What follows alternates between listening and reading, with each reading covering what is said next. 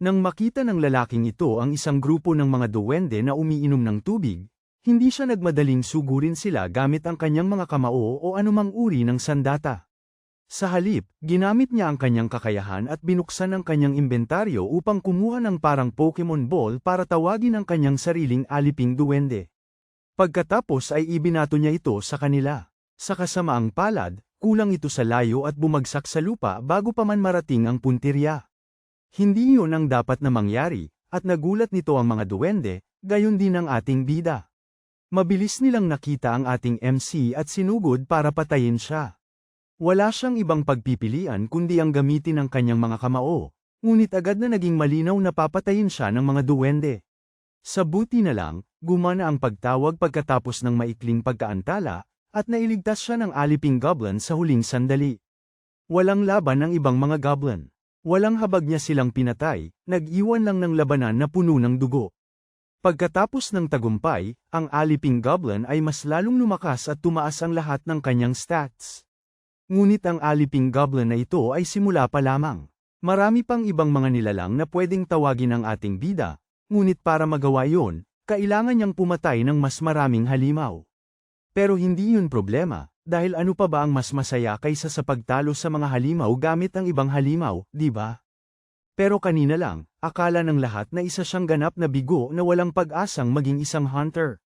Ito ang pinaka-ipinagmamalaking araw para sa sinumang nagtatapos na hunter, at hindi naiiba ang ating anak. Sa Hunter Association Stadium, sa wakas ay umaakyat siya sa entablado upang tanggapin ang kanyang pinaka-inaasam na lisensya ng hunter, ganap na nakapagtapos bilang isang E-rank hunter. Ang kabataang ito ay puno ng ambisyon, nagpakahirap upang makarating sa puntong ito. Alam niyo, isa siyang awakener ng pinakamababang ranggo, ibig sabihin, ipinanganak siya sa mundong ito na nagsisimula sa mahirap na kalagayan. Kinailangan talaga niyang mag-aral ng doble kaysa sa ordinaryong awakener para lang punan ang kakulangan dahil sa kanyang katamtamang ranggo. Gayunpaman, ang pagsisikap sa pag-aaral ay nakatulong sa kanya na makaipon ng maraming kaalaman tungkol sa mga piitan at halimaw kaya naman siya ay nasa tuktok ng teorya ngayon, at nalalagpasan pa niya maging ang mga pinakapaboritong awakener. Kaya, sa sandaling ito, nakakaramdam siya ng matinding pagmamalaki. Sa wakas, binibigyan siya ng pagkakataong maging tunay na hunter. Sa kasamaang palad, sinira ng malamig at istriktong attendant na nagbibigay ng mga sertipiko ang lahat. Literal na pinupunit ng mayabang na lalaking iyon ang kanyang sertipiko sa dalawa, sinasabing walang silbi ang pagiging isang E-rank hunter. Maaaring nabigyan si Hanel ng titulo, pero hindi siya maaaring gumana bilang isang opisyal na hunter na may ganoong kababang ranggo. Lahat ng theoretical at tactical na kaalaman na mayroon siya ay walang kabuluhan kung wala siyang mataas na ranggo na sumusuporta rito. Sa madaling salita, lahat ng kanyang pagsisikap hanggang ngayon ay isang walang saysay na pagtitiyaga. Dahil sa bigat ng katotohanan ito, tuluyang sumuko si Hanel sa kanyang pangarap na manghuli ng mga halimaw. Nagpakalunod siya sa paglalaro para malibang ang sarili, pero kahit 7 taon na ang nakalipas, hindi pa rin niya ito lubusang makalimutan. Kung tutuusin, kung wala siyang matatag na karera, parang wala siyang patutunguhan sa buhay, hindi sigurado kung paano kumita ng maayos. Sa ngayon, ang tanging paraan niya para sumulong ay ang paglalaro ng video games buong araw. Nahumaling siya sa isang laro na tinatawag na Monsters Block Monsters, na tinatawag ding MBM. Gaya ng ipinapahiwatig ng pangalan, lumalaban ka sa mga halimaw gamit ang iba pang mga halimaw. Sa napakaraming uri, binibigyan ang mga manlalaro ng kalayaan na kumuha at gamitin ang potensyal ng kanilang mga unit para itaboy ang mga mapanganib na alon sa malupit na tower defense game na ito. Sa papel, mukhang simple ang mga mekanismo, pero hindi ito simple. Kung nakapaglaro ka na ng tulad ng Bloons TD5, alam mo na siguro ang sinasabi ko. Hinihingi ng larong ito ang matibay at napakagaling na mga estratehiya sa paglalagay at pinakamainam na paraan para itulak ang bawat unit sa sukdulan nitong kakayahan. Pinapayagan kang i-upgrade ang mga halimaw, ngunit ang pag-unlad ay sobrang bagal. Kahit na kayanin mong magpakahirap at i-upgrade ang mga unit na mahalaga sa iyong estratehiya, ang kanilang mga level ay nagre-reset ng tuluyan kapag natalo sila sa laban. Totoo ang permadeath dito. Walang paraan para mabawi ang stats ng isang halimaw na namatay. Bagamat ang mga mahihirap na mechanics na ito ay nagpapakilig sa paglalaro, umani rin ito ng matinding pagkapuot, kaya naging reputasyon nito na isa itong laro na hindi gaanong gusto noon. Halimbawa, literal kang pinapayagan ng laro na talunin ng isang napakagandang ogre na 3 bituin gamit lamang ang isang goblin na 1 bituin kung perpekto ang iyong diskarte. Ngunit sabi nga nila, ang laro na hindi gusto ng iba ay kayamanan naman para sa iba.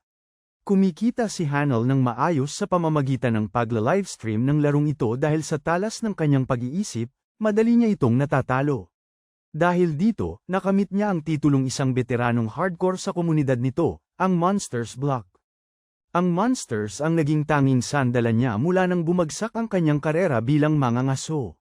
Sa kasamaang palad, hindi na niya ito mapagpapatuloy pa dahil ito na ang huling araw niya sa paglalaro.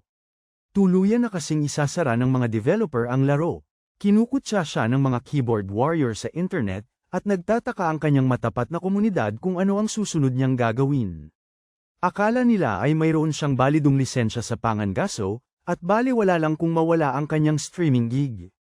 Ang masaklap na katotohanan ay hindi siya nagtatrabahong mangangaso, isang bagay na masakit sa kanya, ngunit pinipigilan niyang ibunyag ang mahalagang detalye na ito sa publiko. Isinasantabi ang kanyang mga pag-aalala, nagpasya siyang maglaro ng buong puso, dahil ito ang huling araw niya sa server. Isang espesyal na kaganapan ang kasalukuyang nagaganap sa laro, na kilala bilang The Wave. Ang layunin ay simple, protektahan ang iyong kastilyo mula sa walang katapusang mga grupo ng halimaw na lumalabas sa isang portal. Ang wave na haharapin ng veteranong ito ay ang ika-700, na tinatawag na Uncharted Territory. Hanggang ngayon, wala pang sapat na husay o swerte para marating ang milestone na ito, kaya si Hanel ay parehong excited at nababahala.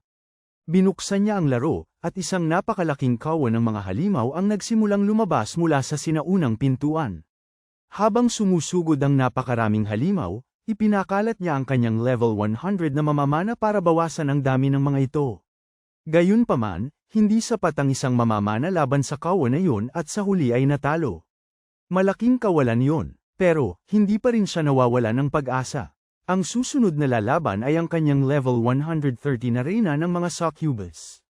Nakakalungkot, naging pagkain din siya ng isang malaking asong may 3 ulo. Isa-isa, nawala ang lahat ng kanyang mataas na ranggong unit, hanggang sa tuluyang bumigay ang kanyang depensa. Sa panahong tila nawala na ang lahat ng pag-asa, biglang bumawi ang laro sa pamamagitan ng isang malaking pagbabago. Ang unang pagsubok sa ika-700 na alon ay nagpalitaw ng isang espesyal na kondisyon, na nagpapahintulot sa isang karakter na tinatawag na Sovereign na gumising at humakbang sa larangan ng digmaan. Ang Sovereign ay isang maringgol na espada, especially aderong may bughaw na buhok na may hindi tiyak na kasarian. Gulat na gulat si Hanel sa di inaasahang pangyayaring ito. Kadalasan, ang mga Sovereign ay halos mga NPC lamang. Hindi sila dapat kumilos. Habang sumusugod ang kawan ng mga halimaw, ang angking gandang ito ay nakatayo sa mismong tarangkahan ng kastilyo, na hindi man lang natitinag. Sa pagbunot ng kanyang espada, ikinampay ito ng soberanya ng may nakamamatay na gilas, nag-iiwan ng bakas ng banal na liwanag na tumataga sa mga halimaw na parang naglalaro sila ng isang kakatwang bersyon ng Fruit Ninja. Maging si Hanel, na nakapaglaro na nito ng libu-libong beses, ay lubos na nabibighani sa pambihirang lakas ng karakter. Isa na namang alon ng mga halimaw ang sumugod sa kanila. Tumalon siya sa hangin at nagpakawala ng isa pang mahiwagang silahis ng liwanag, winawasak ang hanay ng mga kalaban. Patuloy niyang pinahirapan ang mga hayop hanggang sa huli, ang natira na lang ay malalaking bante ng mga bangkay. Labis na ikinagulat ng ating bata, hudyat ito ng opisyal na pagkumpleto ng ika-700 na wave. Sa buong karera niya sa streaming, akala niya walang silbi ang mga Sovereign maliban sa magandang tingnan sa background. Pero talagang nakakabaliw ito. Ang Sovereign na ito ay parang cheat code. Bigla niyang napagtanto na wala nang manunood para ipagdiwang ang walang kapantay na tagumpay na ito. Nag-crash ang kanyang stream, at isang manunood na lang ang natira sa chat. Ang misteryosong manunood na ito ay nagsimulang magpahayag ng malaking pasasalamat sa pagsisikap na ginawa ni Hanel sa paglupig sa mundo. Nagagalak ang nagkomento, sinasabing salamat kay Hanel, sa wakas ay makakapamuhay na sila ng payapa dahil tinulungan niyang gisingin ang kanilang Panginoon. Walang ideya si Hanol kung ano ang pinagsasasabi ng taong ito. Mas gumugulo ang sitwasyon nang biglang bumukas ang isang arcane portal sa kanyang kwarto, at lumitaw ang isang holographic system window, na nagpapakita na nagising siya ng isang bagong kasanayan. Ang pagbanggit sa bagong kasanayan ay nagpaalala sa kanyang mga dating guro. Sinasabi nila noon na bagamat karaniwang hindi nakakaligtas sa mga dungeon ang mga E-ranker, ang ilang maswerte ay kung minsan nagigising sa karagdagang mga kasanayan sa paglaon ng buhay. Napakabihira nito, kaya naman ang pangyayaring ito ay kilala bilang muling paggising. Napagtanto na nabigyan siya ng pangalawang pagkakataon, nagpasya si Hanol na sulitin ang pagkakataon. Sabik na sabik siyang muling magpakitang gilas bilang isang hunter. Gayunpaman, sa kabila ng kanyang muling paggising, walang pagbabago sa kanyang pangunahing status window, isang detalye na nagpapausisa sa kanya. Muling sumigla ang kanyang pag-asa nang lumitaw ang isang pangalawang notification, na nagbibigay sa kanya ng access sa mga detalye ng kanyang bagong skill. Ipinapakita sa kanya ng summary ang dalawang pagpipilian. Pwede siyang makipagkasundo sa pinuno o makipag-usap sa pinuno. Dahil wala siyang ideya kung ano ang kahulugan ng alinman sa dalawa, basta na lang siyang pumili. Pinili niya ang makipagkasundo sa pinuno, ngunit bago pa man humandara ang kakayahan, isang pulang alerto ang nagbabala na wala siyang kailangang layunin para ma-trigger ang kondisyon. Labis na nadismaya si Hanol.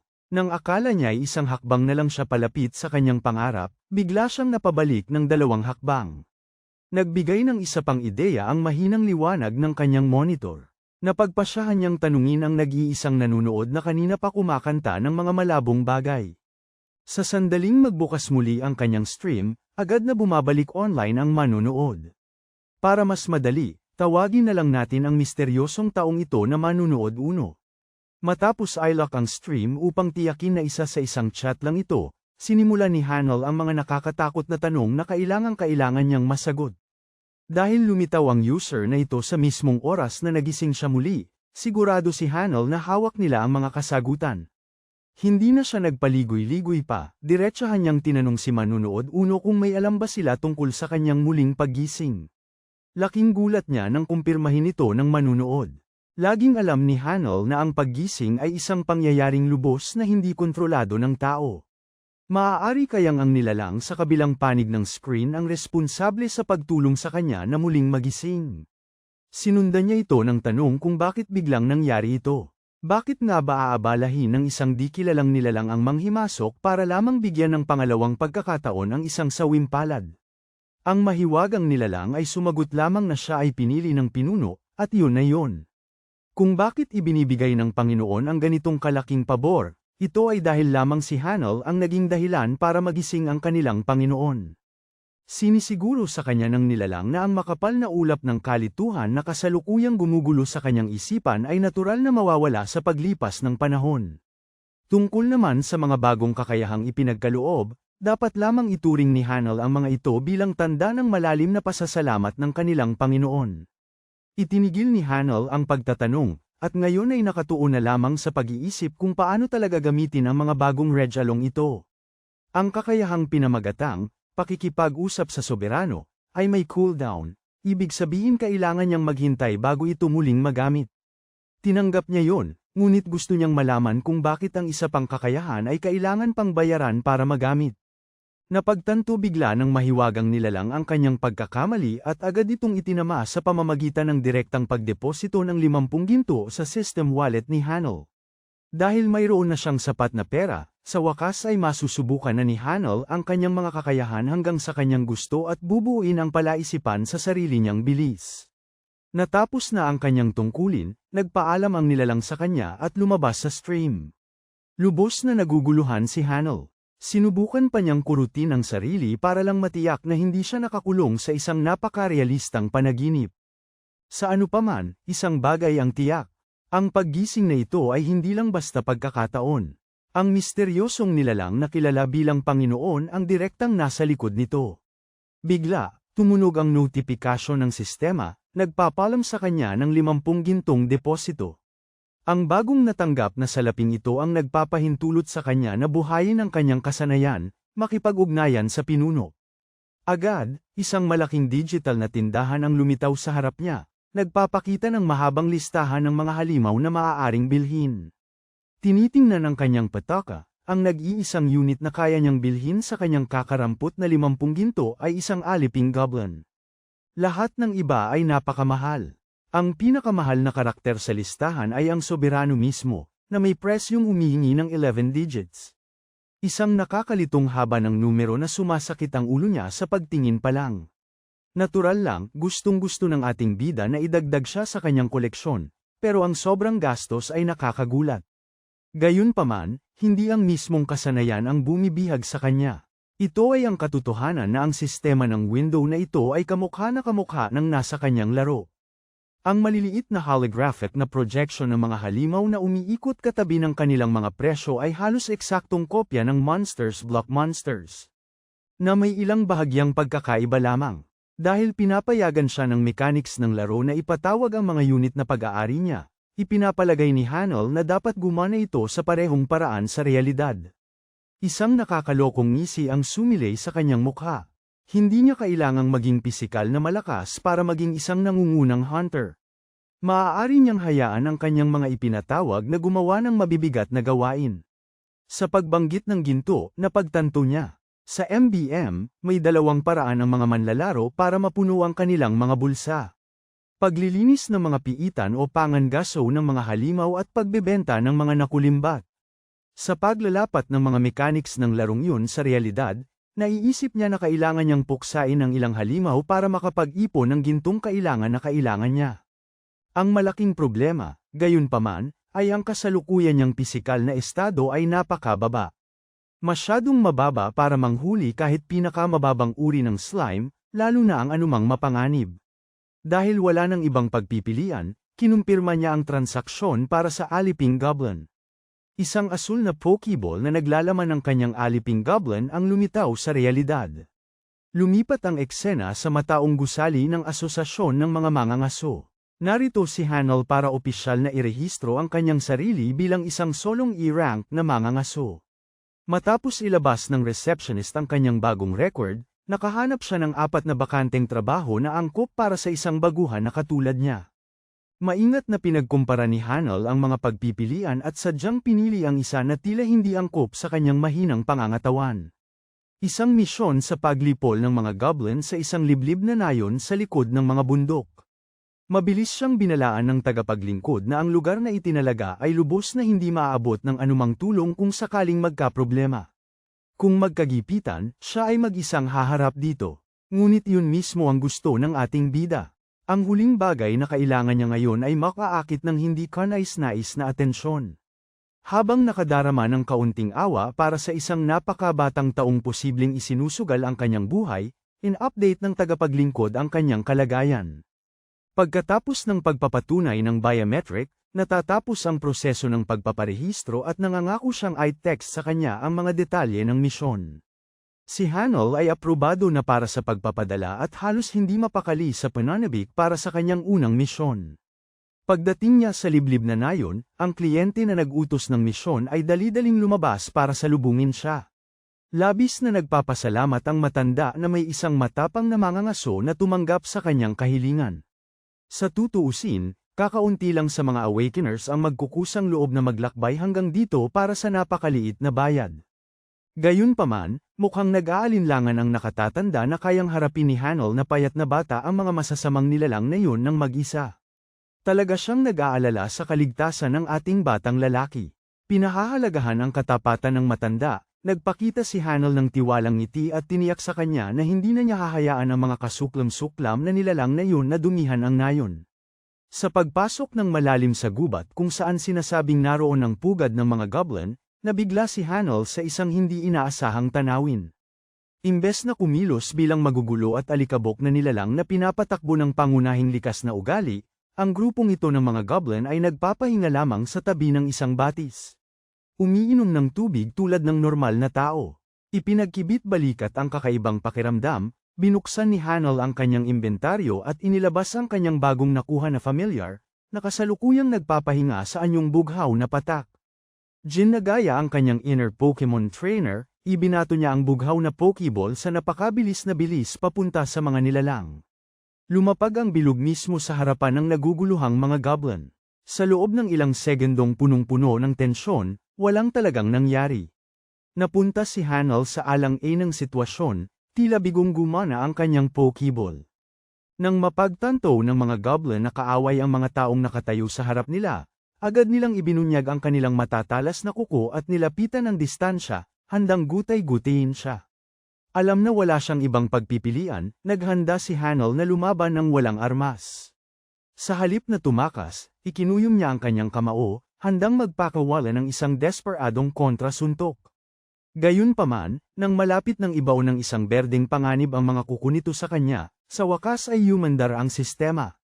Ang pagtawag ng goblin ay gumawa ng isang astig at malakas na pagpasok, nagpakita mula sa manipis na hangin at tinulak palayo ang kaaway na halimaw ng may malaking pamalo. Ang makita ang pagtawag sa kanya nang malapitan ay may nag-click sa utak ni Hanel.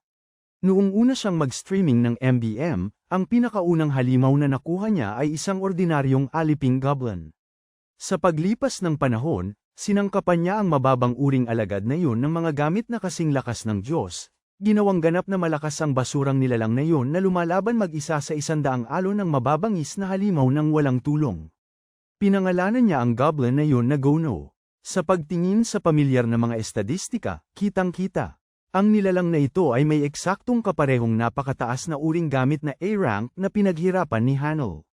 Pinagtibay nito ang kanyang paniniwala na ito ang kanyang Gono, na nabuhay. Nagwala ng todo si Gono, literal na pinagpira-piraso ang dalawang goblin sa unahan. Ang ikatlo at huling goblin, gamit ang natitirang talino, ay tumalikod at tumakbo sa kabilang direksyon. Sa kasamaang palad ng tumatakas na halimaw, si Gono ay may suot na sapatos ng Raven's Wing Beat. Gumagalaw na parang kidlat, mabilis na tinawid ng pamilyar na nilalang ang liwanag at pinaghiwa-hiwalay ang huling goblin bago pa man ito makasigaw.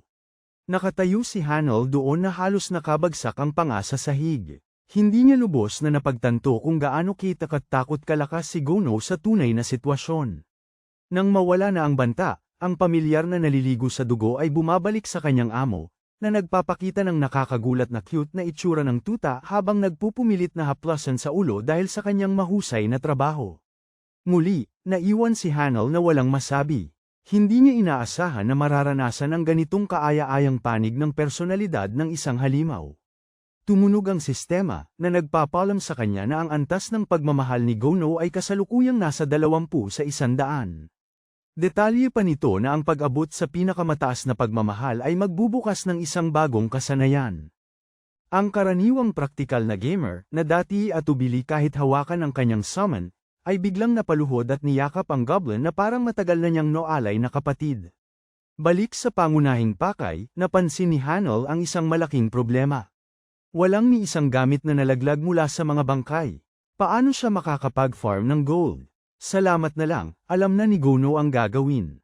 Tumalon ang familiar mula sa bangkay patungo sa isa pa, ipinapasok ang kanyang mga kamay sa kanilang dibdib para kunin ang kanilang life essence, na nagiging faintly glowing na mga monostone.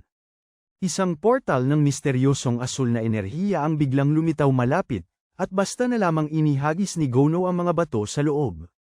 Bilang kapalit ng 3 mababang uri ng core, direktang nagdeposito ang kastilyo ng ilusyon ng Panginoon ng 30 ginto sa account ni Hanel.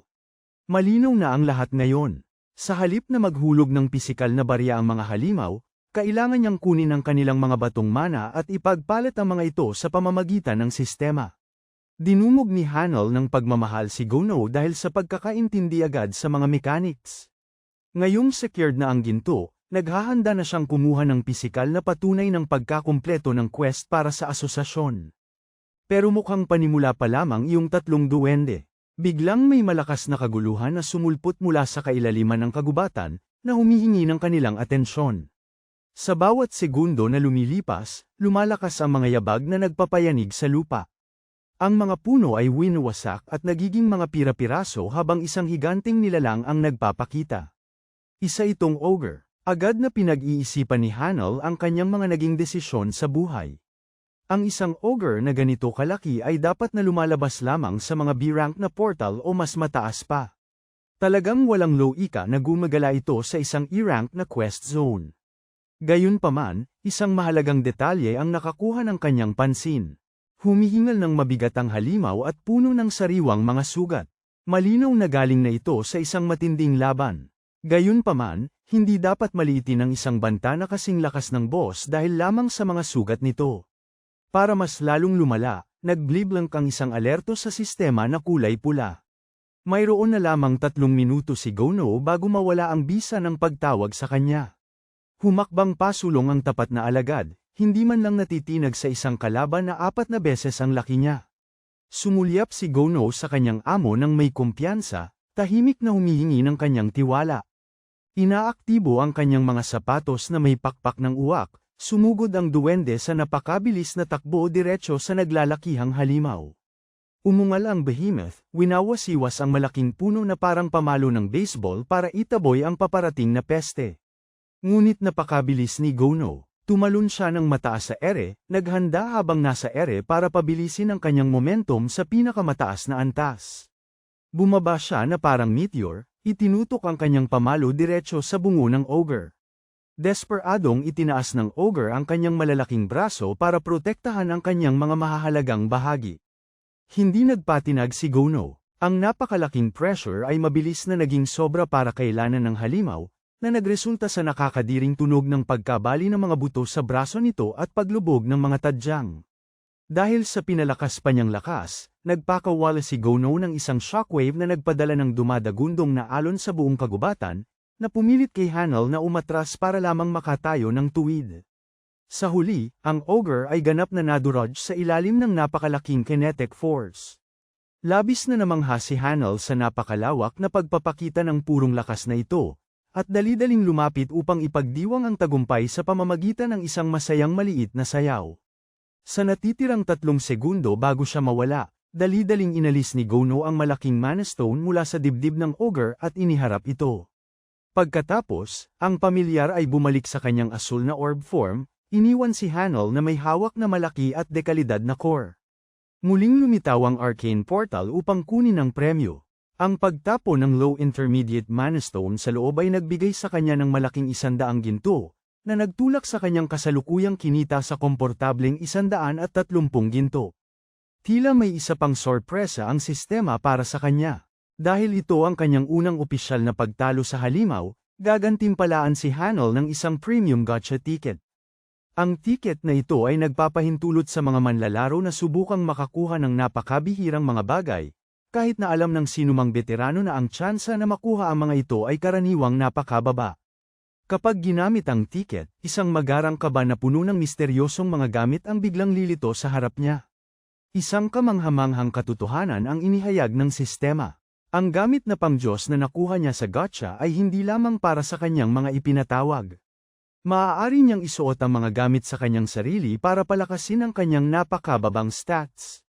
Bago pa man niya maipagdiwang ang kanyang bagong tuklas na potensyal, ang tunog ng mga nagbabaliyang sanga ay nagbabala sa kanya na may paparating.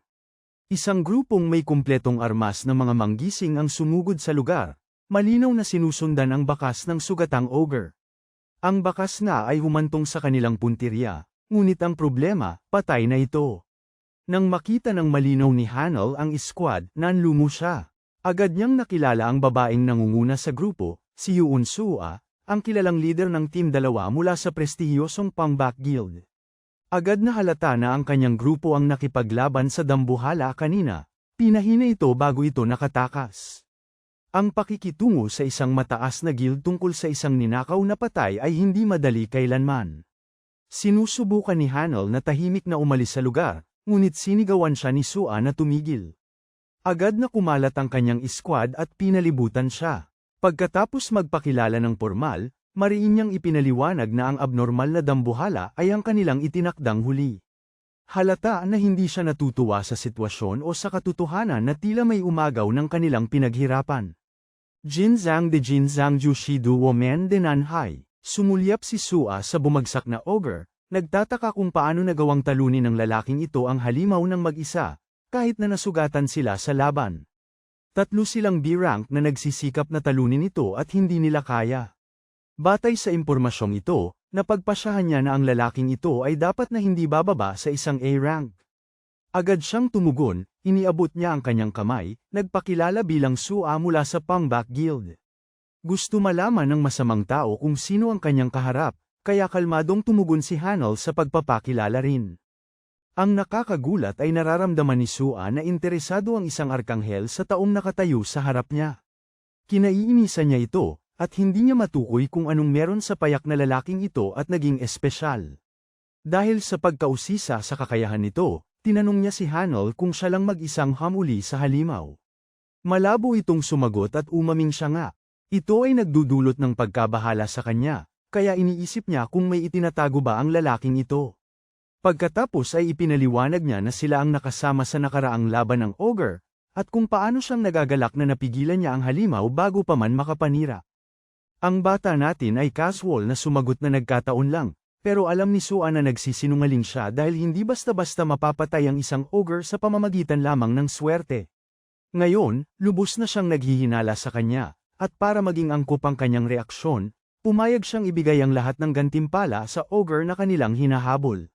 Sa madaling salita, ang Pangback Guild mismo ang makikipag-ugnayan kay Hunter Hanel para sa kanyang papel at ibibigay sa kanya ang bayad. Isa itong nakakagulat na pabor kahit para kay Hanel, na hindi makapaniwala na masyado silang mabait sa pag-aabot ng kanilang sariling huli. Matapang si Sua, dahil nagdagdag siya ng kondisyon, isang tanong na matagal na niyang gustong itanong. Siyempre, alam ng ating bida na masyadong maganda ang alok para maging libre, pero nagulat siya nang basta na lang inabot ng babae ang kanyang telepono. Nakakatawa, para siyang dalagitang si Sua na sinusubukang hingi ng numero ng kanyang crush. Nahihiya pa nga siya habang hinihingi ang numero niya, samantalang ang ating bida, na walang kamalay-malay, ay hindi maintindihan kung ano ang nangyayari. Lumipat ang eksena sa ating bida na nakikipagkita sa tiyuhin na taga-baryo na malaki ang utang na loob sa mga ngaso sa pagliligtas sa kanilang buhay. Masaya lang si Hanel na nakapagbukas siya ng ligtas na daan para sa kanila sa bundok, at nalaman niya kung gaano kahirap ang pinagdaanan ng mga taga-baryong ito. Gusto siyang gantihan ng pinuno. Malaking tulong ang alok dahil gustong malaman talaga ni Hanel ang lokasyon ng sikat na landmark na monumento ng pagsasanay. Ginagabayan siya ng matanda sa isang landas na diretso, tinitiyak sa kanya na makikita niya ito sa dulo, at ang landas na iyon ay nagbibigay daw ng swerte. Maganda ang pakiramdam ni Hanel kahit hindi siya naniniwala sa mga pamahiin. Dito rin niya nilalabas ang ball ng kayamanan para sa paggatsa. Bale, gusto ng bro na palakihin ang kanyang tsansa bago niya buksan ang kilalang ball, umaasa na may magandang lalabas dito. Tumunog ang kanyang telepono. Si Sua na naman pala ito, na nagpadala ng mensahe para ayusin ang pabuya para sa pagpatay. Talagang nagulat siya na interesado siyang masyado sa kanya. Ang mas nakakaintriga pa ay ginagamit pa niya ang personal niyang numero sa halip na numero ng kanilang guild. Gayunpaman, hindi si Hanel isang simp at ang gusto lang niya ngayon ay buksan ang kaba ng yaman, isang bagay na hindi niya inakalang mabubuksan niya sa totoong buhay. Kahit na napakababa ng tsansa na makakuha ng magandang bagay dito, ayos lang sa kanya na magkaroon ng pagkakataong makakuha ng mataas na ranggong item. Hindi naman talaga marami ang hinihiling ni Hanel, nagmamakaawa lang para sa isang A-rank na resulta, at binibigkas ni Hanel, buksan, para buhayin ang kaban, naglalabas ng kumikinang na liwanag na nagpapakita ng iba't ibang armas mula sa iba't ibang rank. Ang pinakamataas na rank sa kanila ay ang S-rank, isang kulay dugong pula na may gintong baluti. Sa pagtatapos ng pagpapakilala, ang liwanag ay sumisikat ng matinding ginto bago maging pula. Namamangha ang ating bida sa pinakamataas na artepakto habang hindi malinaw na napuputol ang eksena mula sa kanyang gantimpala. Sa bahay, si Hanel ay nakaupo at nag-iisip tungkol sa kasalukuyang sitwasyon. Kahit nakahanap siya ng paraan para mag-ipon ng ginto, ang problema niya ngayon ay ang pagpili kung sinong halimaw ang sasaniin, dahil hindi niya maintindihan kung ano ang mali sa sistema. Sa kanyang kasalukuyang listahan ng halimaw, maaari siyang umupa ng goblin na mandirigma, pero laking gulat niya na mayroon ding ogre na berserker na pwede. Ang isang karaniwang goblin na mandirigma ay nagkakahalaga ng 70 ginto, kaya hindi iyon ang problema.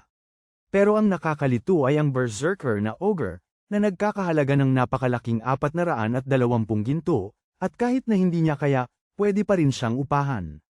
Biglang nagliwanag sa utak ng ating bida, ang sistema ay pinapayagan lamang siyang umupa ng mga halimaw na siya mismo ang nakapatay. Kung totoo nga ang kwentong yan, naiintindihan kung bakit ang mga uri lang ng goblin at ogre ang maaaring gamitin, kahit na iba ang halaga ng ginto. Ibig sabihin, si Hanel mismo ang kailangang manghuli ng mga halimaw na ito, at kahit mukhang mahirap na kailangan, sa nakuha niyang gotcha kanina, parang kapanipaniwala. Sa nga pala, hindi nakuha ni bro ang baluting yun, at sa halip ay nakakuha ng natatanging salamin, na nagpapataas ng kanyang mga stats at nagbibigay sa kanya ng isang skill. Nagulat pa nga siya na may natatanging bagay pa na dumating sa kanya. Ang artifact ay napakataas ng kalidad at walang katulad.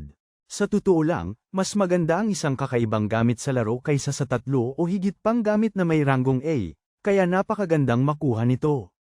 Nagpasya siyang isuot ang salamin para subukan kung paano ito gumagana. Tiningnan ito ni Hanel sa unang pagkakataon at nabuksan ang mga sikreto ng universo. Nadagdagan ng 5 ang lahat ng kanyang stats, at mayroon na siyang bagong skill na tinatawag na mata ng mago. Sa skill na ito, kaya niyang malaman ang mga detalye tungkol sa mga mata at skill ng kanyang target, at magagamit niya ito ng 2 beses sa isang araw. Parang skill ito para suriin o eye scan ang isang bagay. Hangang-hanga si Hanel sa pagtaas ng kanyang stats at gustong-gusto niya ang kakaibang epekto, tinatawag pa niya itong nakakabaliw. Tinitingnan ang detalye ng skill, iniisip niya kung dapat ba niya itong gamitin sa isang kalaban para subukan ang impormasyon, pero bukod pa roon, ganitong klaseng bagay mismo ang kailangan niya ngayon. Kung kaya niyang suriin ang eksaktong stats ng halimaw, magiging napakadali na lang ang pangangaso. Pagkatapos habarin ang salamin, ibinabahagi ni Hanel ang kanyang mga pagdududa tungkol dito, nagtatanong kung bakit bigla siyang pinapabura ng system. Ang tanong kung bakit siya ang napili ay bumabalot sa kanya, nang biglang, nagpakita ang system ng babala sa kanyang harapan tungkol sa paparating na alon. Pinapayuhan siyang ihanda ang kanyang pananggol dahil ang sistema ay tuluyang nagwawala, bamabayo ng abiso pagkatapos ng abiso habang nanunood siya ng gulat. Pinagmamasdan ni Hanel ang screen ng laro, at sa kanyang tunay na pagkasindak, natutunan niya na isang bagong dagdag na ika-700 at isang wave ay magsisimula sa loob ng 10 minuto. Hindi man lang alam ni bro kung paano ihanda ang kanyang pananggol para sa wave na yon. Ang nakikita lang niya ay ang mga hukbo ng halimaw na susugod sa kanya pagkasimula ng wave. Para itong isang level 1 na hamak na kalaban na humaharap sa huling boss, nawawala ng lakas ng loob si bro at gusto nang sumuko, natatakot sa kahihinatnan. Idinidiin ng sistema na ang kanyang pagkabigo laban sa pagsalakay ng mga halimaw ay magreresulta sa pagkawasak ng kastilyo ng mga ilusyon, na nangangahulugang guguho ang bawat kapangyarihan niya. At heto ang kagandahan, pinagmamasdan ni Hanel ang hinaharap habang nakikita niya ang mga syudad na nagliliyab sa lubos na pagkawasak ng mundo. Ang pagkabigo ay kamatayan. Malapit nang magsimula ang alon at tinatanong ni bro kung paano niya pipigilan ang mga halimaw na yon. Ang asul na tarangkahan ay umiikot na parang portal, katulad ng isa sa laro, ngunit naguguluhan si Hanel kung bakit siya pinipilit na sumali. At saka, may katotohanan na ang kanyang paglahok ay nagreresulta sa isang napakalaking kapahamakan, isang malaking problema sa mundo. Talagang nakakabaliw na problema ito. Pero napagdesisyonan ng sistema na handa na at magsisimula na ang atake sa loob ng 10 minuto. Alam na hindi siya dapat mag-isip ng labis tungkol sa sitwasyon ngayon at kailangan lang kumilos, itinatatag ng ating bida ang kanyang layunin na pigilan ang mga halimaw. Ang laro ay palaging isang simpleng larong depensa, na ang layunin ay harangan ang mga halimaw na atakihin ang kastilyo. Isipin mo na parang isang tower defense game. Pero dahil sa nakakapagod na antas ng kahirapan ng larong ito tulad ng Hollow Knight. Ang diskarte ang pangunahing kailangan para mapigilan ang mga halimaw, at kahit na ang pagtawag sa kanila sa tamang lugar. Kailangang gamitin ang iba't ibang istruktura para sa depensa mula sa pinagsamang kastilyo kasama ng maraming bagay. Matapos pagsamahin ang lahat ng mga ito, nabubuo ang pinakamahusay na diskarte at taktika para sa bawat sitwasyon. Ganyan gumagana ang laro. Ang bawat kontrol para sa ating bida ay gumagana tulad ng isang touchscreen. Ang una niyang ginagawa ay tingnan ang kanyang inventaryo ng halimaw para sa pagpapadala. Mukhang si bro ay may 5th halimaw na maaaring ipadala, 4 sa kanila ay mga duwende at ang huli ay isang ogre. Ito ay isang kawili-wiling pagbubunyag, dahil lumalabas na nagagamit ni Hanel ang mga nilalang na ito nang hindi na kailangang upahan sila sa modding ito. Iniisip niya kung maaari rin niyang ma-access ang lakas ng pinuno, ngunit sa kasamaang palad, hindi ito maaari o magagamit. Sunod, sinubukan niyang magparami ng karagdagang mga tropa gamit ang kanyang ginto, ngunit pinigilan siya ng sistema, na pumipigil sa anumang pagbabago pagkatapos ng abiso ng wave. Medyo nahihirapan na si Bro at nagsisimulang magtaka kung lihim ba siyang sinasabutahe ng sistemang ito. Ang 7-0 unang wave ay binubuo ni Count Gular pati na rin ang kanyang eliteng unit ng mga Dragon Children. Ang taong ito ay may rating na 6 na buong bituin, pati na rin ang hukbo ng 61 dragon. Ang isang halimaw na may 6 na bituin ay hindi maganda para sa isang laban. Ang mga ranggo ng bituin ay dapat nagpapahiwatig ng kakayahan sa pakikipaglaban, at kinukumpirma din ng ranggo ang potensyal ng bawat halimaw. Malinaw na kung masyadong malaki ang pagkakaiba sa pagitan ng mga bituin, isa sa mga halimaw ang madudurog ng isa pa. Ang talagang nakakabahala ay ang pagkakatalaga sa kanya na harapin ang isang 6 na bituin sa kanyang maliit na pangkat ng isang bituin. Ano man ang gawin niya, halata ang resulta, ang Bro ay malalagas kahit sa isang dragon lang. Wala man lang ginto o ibang halimaw si Hanel na makakatulong sa kanya sa estratehiya. Bigla, nag-alok ang sistema sa kanya ng kakaibang tulong, binibigyan siya ng isang pananggalang na istruktura at gamit na ipapamahagi sa lahat ng kanyang puwersa. Ngayon, baka isipin mong malaking tulong ito, pero nasaktan si Hanel sa katotohanang inaasahan siya ng sistemang ito na malampasan ang yugto ng ganito. Baka nga nakakabaliw ang sitwasyon. Pero kailangan ni Hanel na sulitin kung anong meron siya, lalo na't veterano siya ng napakasamang larong ito. Sinimulan niyang baguhin ang kapaligiran, nag-iisip ng paraan para mapigilan ang atake base sa kanyang karanasan. Sa natitirang 8 minuto, bumibilis siya hanggat kaya niya, kinukonsidera ang lahat ng iba't ibang elemento hanggang sa ang timer ay umabot sa 15 segundo. Pagkatapos ng kanyang paghahanda, tumunog ang orasan sa 0. Handa na si Hanel na harapin ang alon. Ang alon ay nagsisimula sa pagpapakawala ng galit ng mga wyvern, sinasakop ang buong langit sa dami nila. Ang kanilang layunin ay targetin ang tore o ang kastilyo sa pagkakataong ito. Ang hukbo ay pinamumunuan ng konde. Sa simula ng alon, ang mga wyvern ay marahas na sumasalpok sa harang, sinusubukang gumawa ng butas. Naiirita ang makapangyarihang konde sa nakikita niyang hindi kaya ng kanyang mga halimaw. Ilang wyvern pa ang sumugod para sirain ang pinatibay na istruktura, ngunit lahat ng ito ay dahil sa estratehiya ni Hanel. Ang una niyang ginawa ay gamitin ang Infinite Barrier perk, na nagpapataas ng depensa sa 100 laban sa anumang atake. Ang Infinite Barrier ay hindi masisira, ngunit may dagdag na kondisyon. Magagamit lamang ito kapag ang bilang ng mga halimaw ay mas mababa sa 2 star na ranggo para sa manlalaro. Sa kabila ng pagtatangka ng ating bida na gamitin ang barrier, isang wyvern ang mabilis na nagbuga ng kanyang hininga, na nagdulot ng pinsala at some-ire sa barrier. Dahil sa mga epekto nito, ang kalasag ay naghihilom at ito lang ang nagpapanatili sa buhay ng harang. May isang malaking problema nga lang, bagamat totoo na itinuturing ng harang ang bawat atake bilang bawas na 1 puntos. Kung lahat ng 61 dragon ay sabay-sabay na umatake, ang tibay nito ay agad-agad nababagsak sa kulang pa sa kalahati. Iyon ang butas, pero may solusyon din ang ating bida dyan. Tinatawag itong spam clicking. Kumukuha ng inspirasyon ng Bro natin sa mga manlalaro ng Osu. Sa ganitong paraan, ang tibay ay tumataas ng 1 sa bawat click, kaya ang sariling mga daliri niya ang limitasyon sa proseso ng paghilom ng harang. Nagsisimula ng sumakit ang kamay ni Hanel, pero ito ang pinakasiguradong paraan para lubusang maprotektahan ang harang. Ang susunod na tanong ay kung paano ba niya nagagawang talunin ang mga halimaw na parang Diyos. Simple lang ang sagot, ibinabalik ng harang ang atake ng isa sa mga wyvern, kaya nasasaktan ito ng 1 puntos. Karaniwan, hindi kayang saktan ng mga goblin ang mga wyvern, pero dahil sa kanyang espesyal na gamit, ang kutsara ni Hakan, nababaliktad ang sitwasyon. Ang A-rank na gamit na ito ay nagpapahintulot sa ating bida na makapagdulot ng pinsala kahit gaano kalaki ang pagkakaiba ng kanilang ranggo. Ang lakas ng mga wyvern ay nagsisimula ng humina, kahit na 1 puntos lang ang nababawas sa kanila. Napansin pa ng isa sa mga halimaw ang padalos-dalos na duwendeng ito na kinukutya siya, at sa kabila ng kanyang galit, walang magawa ang dragon. Sa takbo nito, aabutin ng 60 oras ang ating bida para malinis ang buong kawan.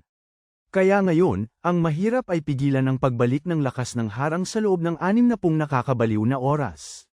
Nagsisimula na ang labanan ng pagtityaga habang paulit-ulit na pinipindot ni Hanel ang kanyang daliri, nagtataka kung mauuna bang mamatay ang kanyang mga duwende o siya. Ang mga puwersa ng konde ay nakaharap sa kay Hanel habang ang opensa at depensa ay nagkasundo sa isang tabla. Maya-maya, nagsisimula ng mapagod ang bata natin, at sa sandaling subukan niyang abutin ang tubig, nanlalamig ang buong katawan ni Bro.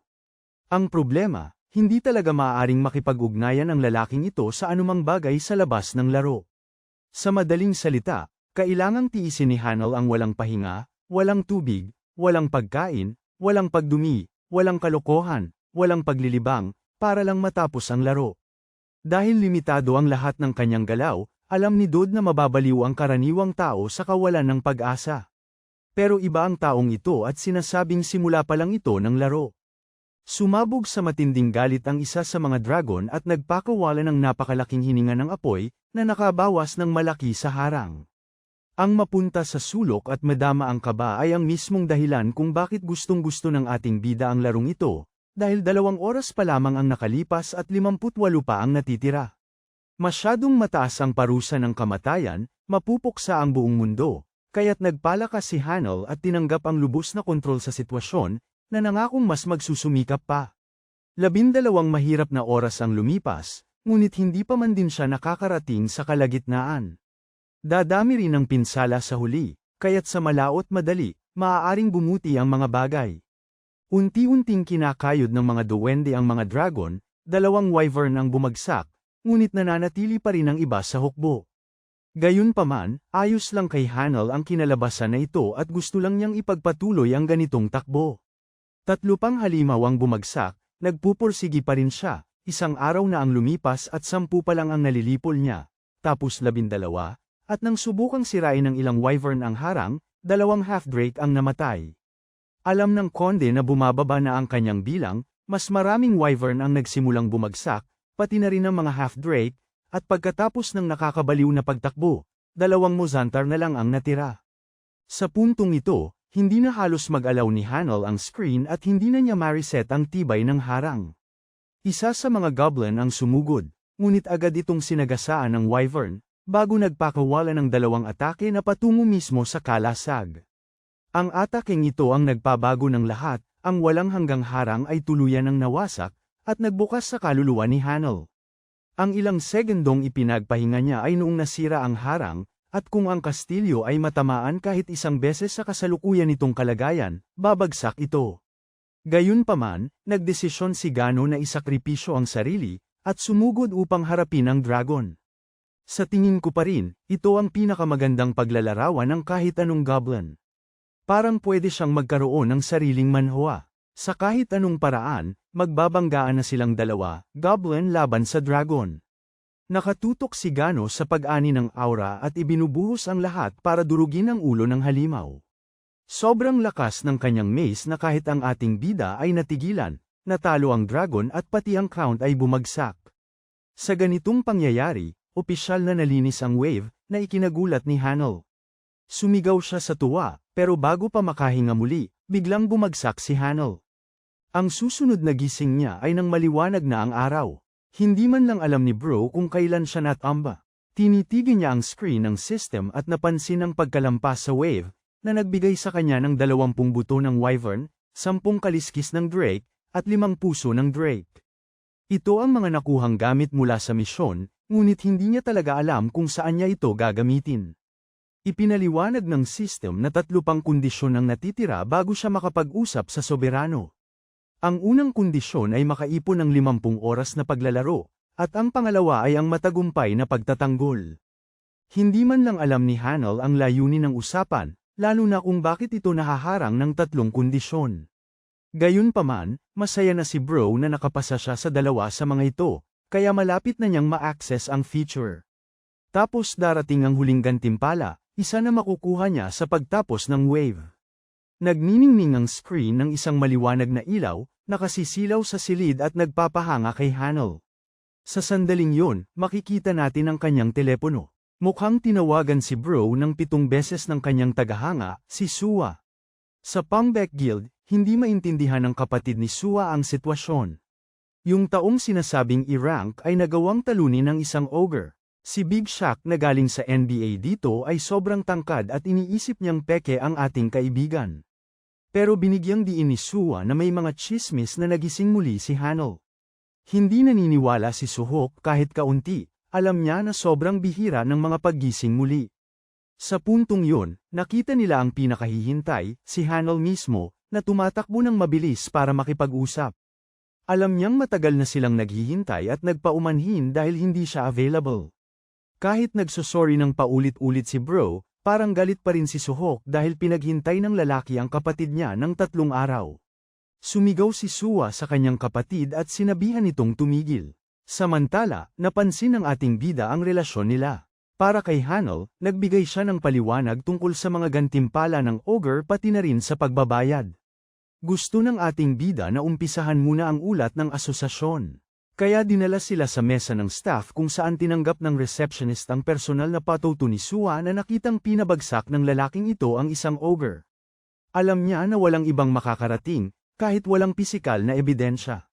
Si Suhok na labis na mapag-alagang kuya ay sinama ng tingin ng receptionist dahil sinusubukan pa silang tanungin, kaya agad siyang umurong. Kasabay nito, sinasabi rin niya na ang isang halimaw na nasa ranggo ng B ay nangangailangan ng tamang pormal na proseso ng pagpapatunay. Ang ibig sabihin nito ay susukitin nila ang kakayahan ng ating bida para malaman kung totoo ang kanyang kwento. Gagamitan ito ng manometer, at problema ito.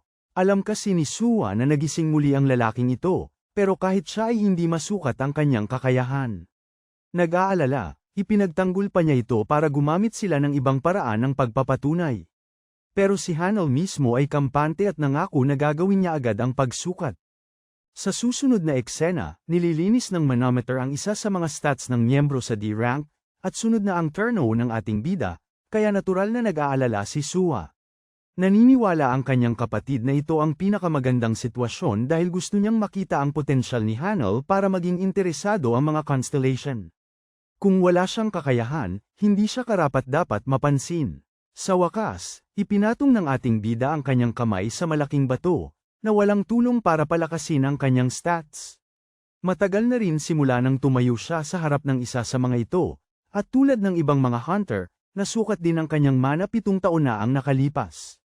Bumubuhay ang manometer para suriin ang kanyang mga datos habang matiyag ang naghihintay ang kanyang mga kaibigan. Naaakit si Seyok sa isang partikular na reaksyon nang biglang matapos ang pagsukat ng manometer. Tumayo si Hanel habang lumalabas ang evaluasyon na nagpapakita ng kanyang bagong ranggo bilang isang napakalaking S-rank, isang nakakagulat na pangyayari na umaagaw sa atensyon ng lahat. Ang paglalarawan sa S-rank ay isang bagay na kahit si Hanel ay walang ideya hanggang sa nakuha niya ang huling gantimpala para sa misyon. Noon kasi, nagkaroon siya ng bagong kasanayan, tinatawag itong Lord's Afterimage. Nagdaragdag ng stats ng pinakamalakas na halimaw mula sa nakaraang wave sa stats ng manlalaro.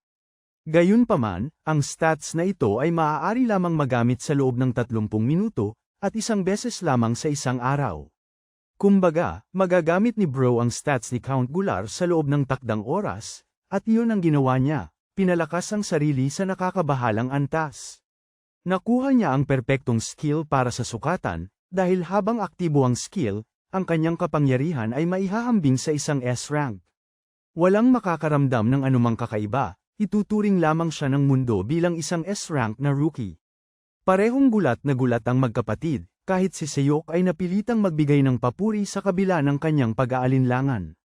Tapos na ang pagsukat, opisyal na siyang kinikilala bilang ang taong nakatalo sa ogre. Sinisiguro sa kanya ng isa sa mga miyembro na yun lang ang kailangan nila. Nagpapasalamat si Hanel sa magkapatid sa pagtulong sa kanya para mapabilis ang proseso. Gusto na sana niyang umalis agad, pero habang papaalis siya, pinigilan siya ni Seyok para magkape.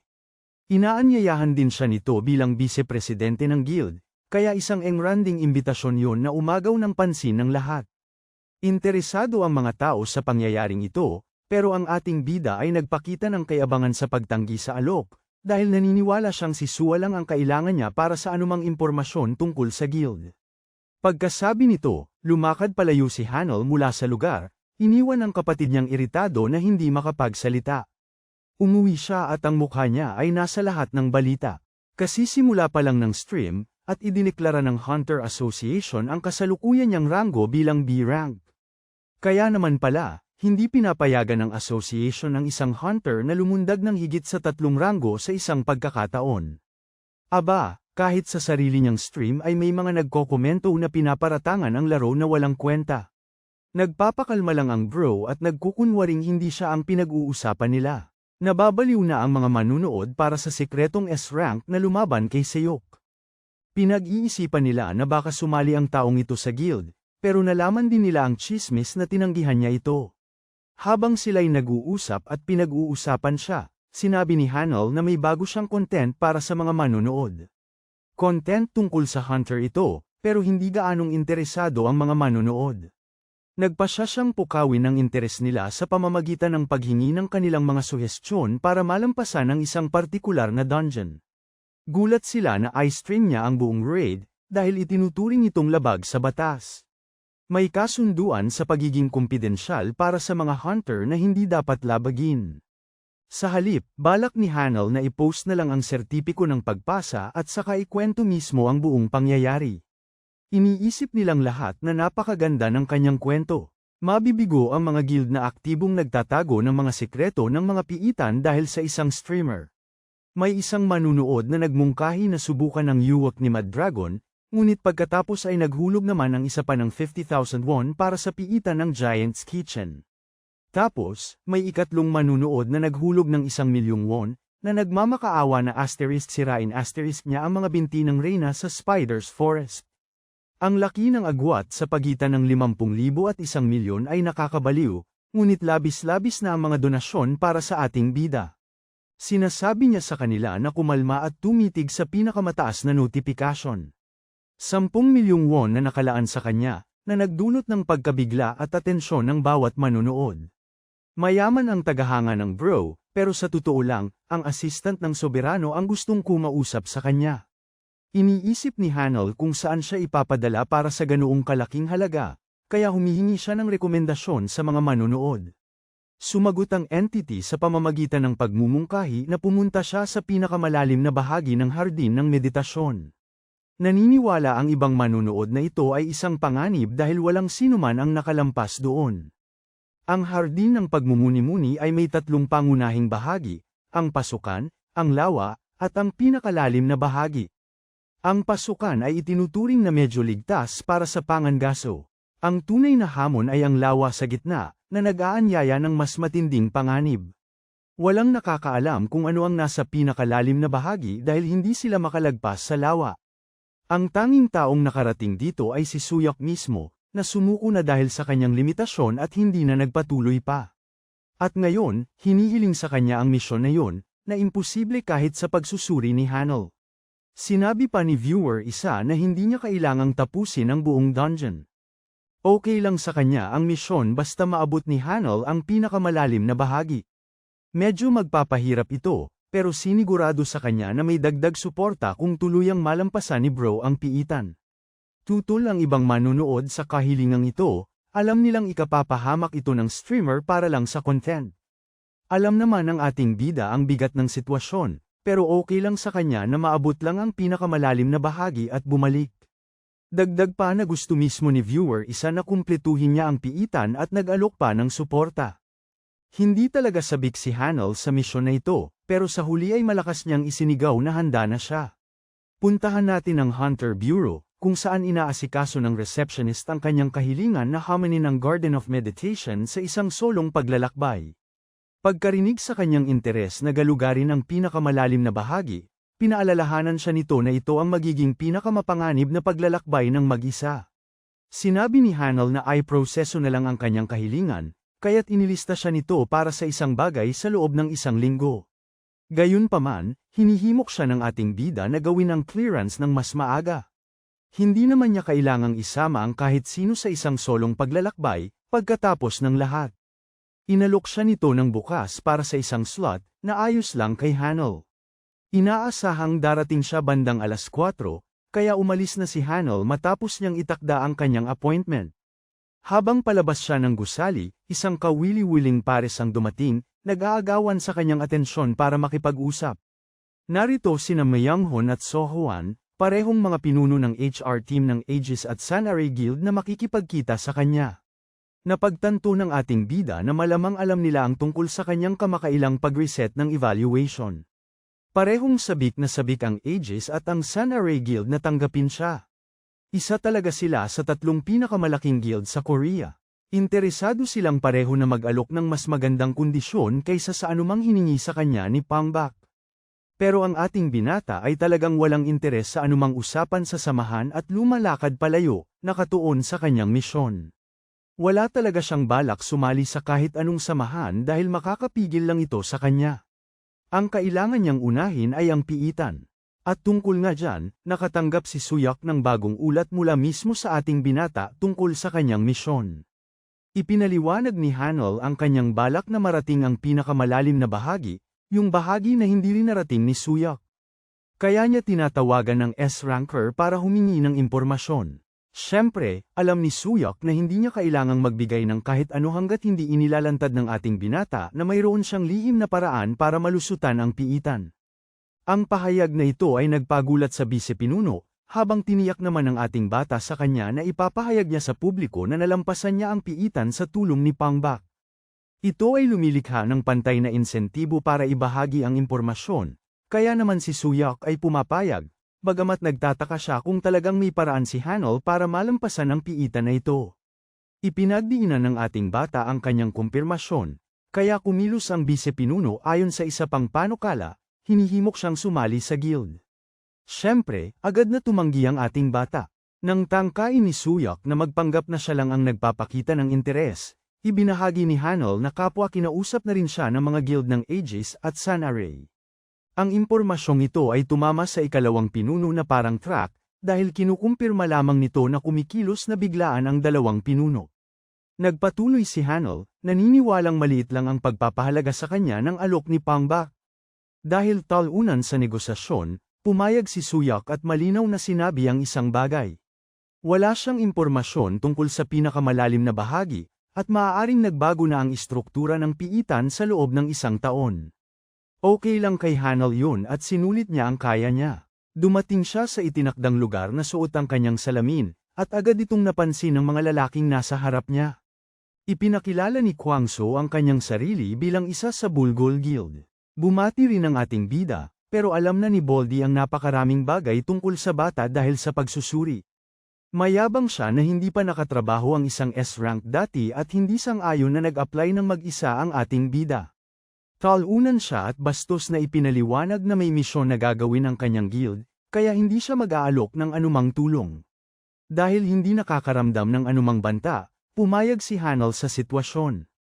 Umalis si Egghead na nagkukunwaring walang ibig sabihin ang S-rank sa totoong laban.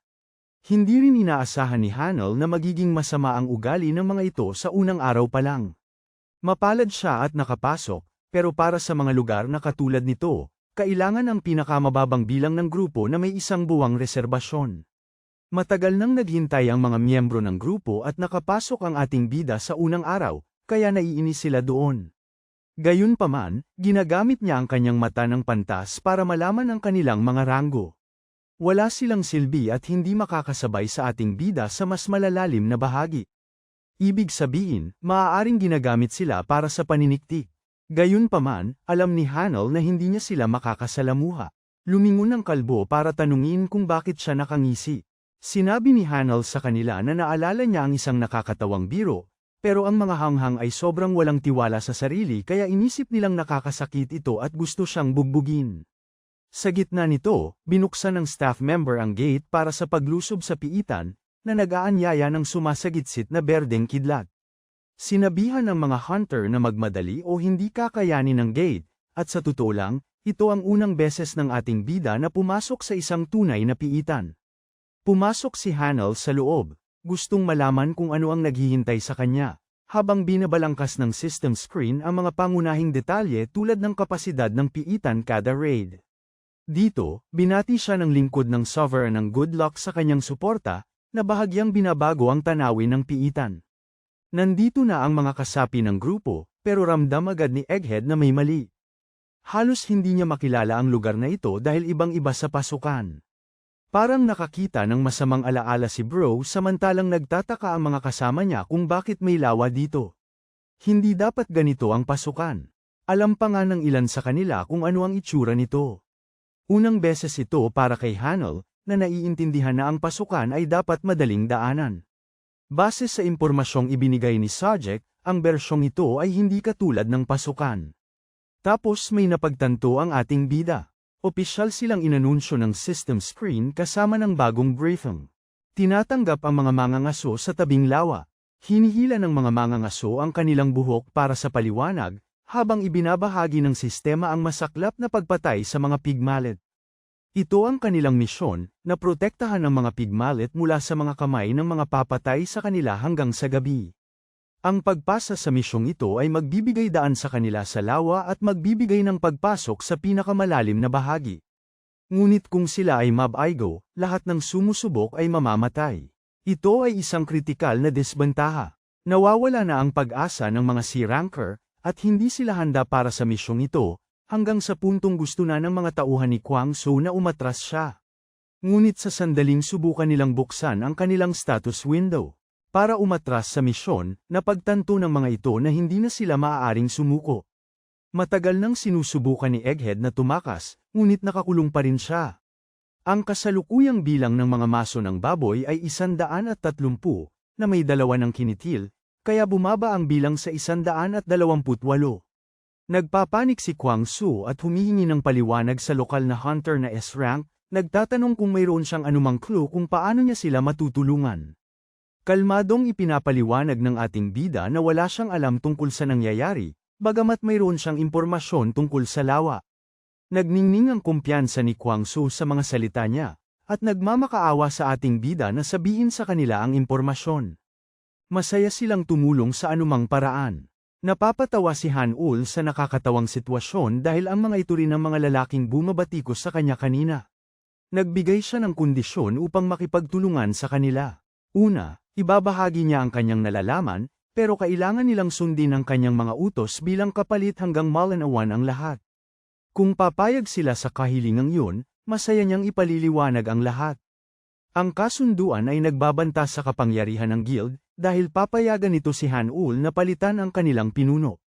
Pero parang wala naman silang pagpipilian dahil patuloy na bumababa ang bilang ng mga malyete. Alam ni Kwang Soo na talo sila kung hindi sila susunod, kaya pumayag ang Egghead sa ang plano, basta't kayang akuin ni Han-ul ang sisi kung mab-aigo ang kanyang plano. Pero hindi makatarungang kondisyon yun dahil nag-aalok na nga ng gantimpala ang ating bata. Matiyag ang nakikinig si Kwang Soo at pumapayag na pakinggan siya. Ipinaliwanag ni Han-ul ang mga detalye ng lupain na kanilang haharapin. Iginuhit niya ang eksaktong estruktura ng sektor ng lawa. Ang malaking lawa na nasa mismong gitna nito ay umaagos sa buong kagubatan sa isang parang sapod. Maging si Egghead ay namangha sa kanyang malawak na pagkukunan ng impormasyon. Pero pinanatili itong simple ni Han-ul at ipinaliwanag na mayroon siyang kakayahan sa pagmamanman. Nagulat si Kwang Soo at masaya dahil hindi sila maliligaw kasama ang taong ito. Kahit ang ayos ay tugma sa impormasyong ibinahagi ni Soo-hyuk. Mas tiyak, ang nangyayari ngayon ay ginagamit ng ating bida ang sagradong mapa na ibinigay sa kanya ng manunood number 1. Regalo ito mula sa kastilyo, kaya hindi niya kailangang maghirap ng labis. Simple lang ang misyon. Ililigtas nila ang mga baboy, mallets, mula sa pagpatay, kaya mahalaga na hanapin sila. Lahat sila ay nasa mga latian, kaya may 8 lugar kung saan sila nagpupugad na kailangang puntahan. Mula noon, kailangan lang nilang sumugod ng mabilis bago pa tuluyang lipulin ng tagalipol ang isang lugar. Balak ni Han-ul na tipunin sila sa isang lugar para mas madaling depensahan. Iyon pa lang ang simula ng plano, at gusto niyang kumilos agad sila dahil lalo pang nababawasan ang bilang nila. Kahit wala silang ginagawa, nababawasan sila, at dahil sa apurahang sitwasyon, Sumugod ang grupo ni Kwang So para hanapin ang mga lugar. Bagamat nagtataka siya kung ano ang balak gawin ng hunter na S-rank, kung saan ipinaliwanag ni Han-ul na kaya niyang harapin mag-isa ang mga baboy na mallet, iniwan siya ng leader ng guild sa kanyang gawain. Bigas ng ating anak ang sariling panahon na gusto niya. Ang layunin niya ay tuklasin ang lugar gamit ang mapa ng lawa. Tila may isang nakatagong gawain sa lugar na ito na may espesyal na gantimpala, at gusto ng ating anak na tuparin ang gawaing iyon. Malapit nang magsimula ang paghahanap, pero kailangan muna niyang alamin ang dalawang bagay habang nagmamanman. Ang nakatagong gawain mismo, at kung sino ang mga slayers na pumapatay sa mga baboy. Tila may iba't ibang uri ng halimaw dito, kaya kailangan niyang malaman kung sino sila. Habang nagmamasid sa isang grupo, nakita ni Han-ul ang mga lizardman na mukhang matipuno na. Impyerno, talagang natigilan siya at napagtanto na ang mga ito siguro ang mga mangangatay na responsable sa pagpatay sa mga maso ng baboy. Ang plano niya ay mas naging komplikado, dahil kahit na ang mga taong butiki ay nasa antas di lamang, ang isang malaking grupo nito ay nakakainis na harapin. Alam na hindi siya dapat makipaglaban, sinubukan ni Han-ul na umalis ng biglang, may dalawang gago ang pumasok na nagmamayabang tungkol sa kanya. Ang pinakamasama ay pareho silang papunta sa direksyong ito, isinasapanganib ang kaligtasan ng ating bida. Ang malaking bibig ay nagsasalita ng may pagmamataas, hanggang sa literal na natanggal ang ulo ng taong ito sa kanyang mga balikat. Isa sa mga halimaw, sumugod agad at pinatay ang tao. Damaloy ang dugo mula sa ulo niya. Nang makita ang walang awang mga taong butiki na biglang sumulpot, nagalit ang isa pa at walang ingat na sinubukang atakihin ang halimaw. Ang kanyang nagngangalit na mga kamao ay sumugod sa nilalang sa bawat suntok. Walang hanggan ang galit ng bro niya habang ibinabagsak ang huling atake. Ngunit narito ang nakakagulat, walang isa man doon ang nakasakit. Ito ay dahil ang mga taong butiki ay mayroong bonus bilang isang pangkat. Ang mismong maliit na halimaw na D-rank na mayroon sila. Nagkakaroon ito ng ebolusyon sa dalawang yugto at umaakyat sa B-class kapag sila ay. Dahil sa nakakabaliw na lakas na yon, halos maputol ng nilalang ang braso niya, kaya napasigaw ang lalaki. Tapos, itataas na sana ng halimaw ang sandata nito para tapusin siya, nang biglang dumating si Gano, ang hari ng aura, at hinarang ito. Ang pulutong na ito ng mga goblin ay tinawag para pantayan ang laban. Hindi makapaniwala ang si rank na lalaki mula sa Bulgul Guild, na nailigtas siya ng isang hamak na aliping goblin. Sumulpot si Han-ul mula sa likuran at pinaalalahanan ng malaking lalaki na pinakiusapan niya silang manatili sa mga itinalagang lugar nila sa dungeon. Sinabi ng malaking lalaki na naligaw lang siya at napadpad dito nang hindi sinasadya. Sinabihan siya ni Han-ul na umatras at magpagaling habang haharapin niya ang taong butiki. Pagkatapos, inutusan niya si Gano na linisin agad ang mga halimaw sa paligid. Kapos na siya sa oras at kailangan pa niyang hanapin ang isang espesyal na misyon na nakatago sa loob ng piitan. Agad na kumilos si Gano at ginamit ang Raven's Wing Beat. Sumugod siya lampas sa mga taong butiki kaya halos hindi nila masundan ang kanyang galaw. Pinabagsak ng aliping goblin na may pangalan ang sunod-sunod na halimaw bago pa makaganti ang mga taong butiki. Hindi man lang namamalayan ang nangyayari. Samantala, si Han-ul ay kalmadong nakatayo, nanunood sa laban na parang isang tagapanood. Kahit na mas marami ang mga butiki kaysa kay Gano, alam niyang wala silang laban dito.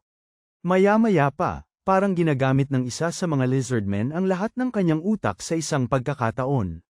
Napagtanto nito na ang pag-atake kay Han-ul ng direkta ang maaaring tanging pagpipilian nila at biglang lumundag patungo sa kanya, naglalayong isang tira patay. Agad na ginamit ni Han-ul ang Lord's After Image at kinuha ang stats na nakuha niya mula kay Count Galar sa nakaraang wave. Nakakakuha ng lakas na S-rank sa loob ng kalahating oras.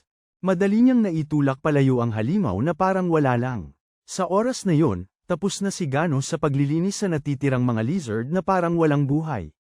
Pinuri ni Han-ul ang kanyang aliping goblin at tinapak ito, kahit na medyo kainahinala para sa kanya ang buong pangyayari, at gaya ng inaasahan na mula ang goblin habang nadagdagan ng 10 puntos ang affinity. Pagkatapos ay ibinente niya ang mga manang bato na nakolekta niya at kumita ng ilang ginto. Dahil ito ang unang beses na nagbenta siya ng bato ng isang lizardman, binigyan siya ng Lord's Castle of Illusion ng dagdag na gantimpala. Sa kabutihang palad, muli siyang pinalad at nakatanggap ng isa pang ticket sa gacha, na balak niyang gamitin lamang pagkatapos na matapos ang misyon. Pagkatapos, tinatapik ni Gano ang pulso niya, sinusubukang ipaalala kay Hanul na malapit nang matapos ang oras niya. Nang magsimulang mag-isip si Hanul kung may paraan ba para soulless yunan ang oras na tumatakbo, ang aliping goblin ay biglang nagsimulang magmukhang yung mga sakim na goblin na hibang sa ginto. Sa eksaktong sandaling yun, lumabas ang abiso mula sa sistema, ipinapalam sa kanya na maaari siyang magbayad ng 5 ginto para sa bawat dagdag na 10 minuto kung gusto niyang panatilihing mas matagal ang kanyang halimaw na tinawag.